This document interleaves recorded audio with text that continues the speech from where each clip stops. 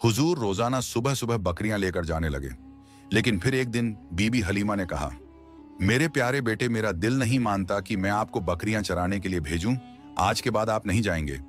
और उसी वक्त बीबी हलीमा का एक बेटा भागता हुआ आया और बोला, अम्मा, हमारी एक बकरी को एक बड़ा सा शेर उठा ले गया। बीबी हलीमा की आंखों में आंसू आ गए। जब प्यारे नब्बी ने मां को तकलीफ में देखा तो फरमाया, ए अम्मा, रो नहीं, मैं अभी जाता हूं और बकरी को शेर से लेकर आता हूं। बीबी हलीमा ने कहा, बेटा, वो बहुत खूंखार शेर है, वो अब तक हमारी बकरी को खा गया होगा। प्यारे नब्बी ने फरमाया, जब मैं मोहम्मद शेर से अपनी बकरी मांगूंगा तो मुझे यकीन है शेर वापस करेगा।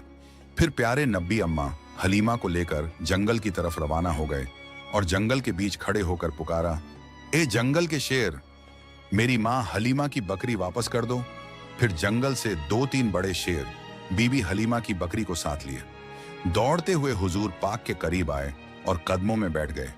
प्यारे नब्बी ने फरमाया, ए शेरों, क्या तुम्हें पता नहीं कि ये मेरी मां हलीमा की बकरियां हैं? बताओ, तुमने मेरी मां की बकरी क्यों उठाई?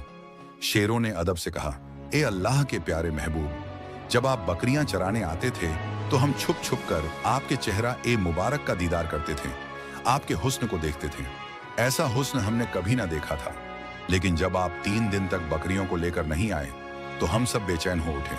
फिर हमारे बड़े शेर ने हमसे कहा, अगर प्यारे नब्बी का दीदार करना है तो बीबी हलीमा की बकरी उठा लो या मोहम्मद सल्लल्लाहु अलैहि वसल्लम। बहाना तो बकरी का था, पर असल में आपके जलवे को आंखों से देखना था। आप सल्लल्लाहु अलैहि वसल्लम ने शेरों को प्यार से देखा और बकरी लेकर वापस घर आ गए। जब इस मौजे का लोगों ने सुना तो हर तरफ शोर उठ गया कि हलीमा का 3 साल का बेटा शेर से बकरी वापस ले आया। वो सब ताज्जुब में थे कि ये कोई आम इंसान तो कर नहीं सकता। इस तरह बचपन से ही हुजूर पाक की मशहूरियत में इजाफा होता गया। रेगिस्तान की हवा उस दिन कुछ अजीब सी थी। बीबी हलीमा की झोपड़ी के पास बच्चे खेल रहे थे और नन्हे मोहम्मद सल्लल्लाहु अलैहि वसल्लम भी उन बच्चों के साथ कुदरती मासूमियत और सुकून के साथ खेल रहे थे।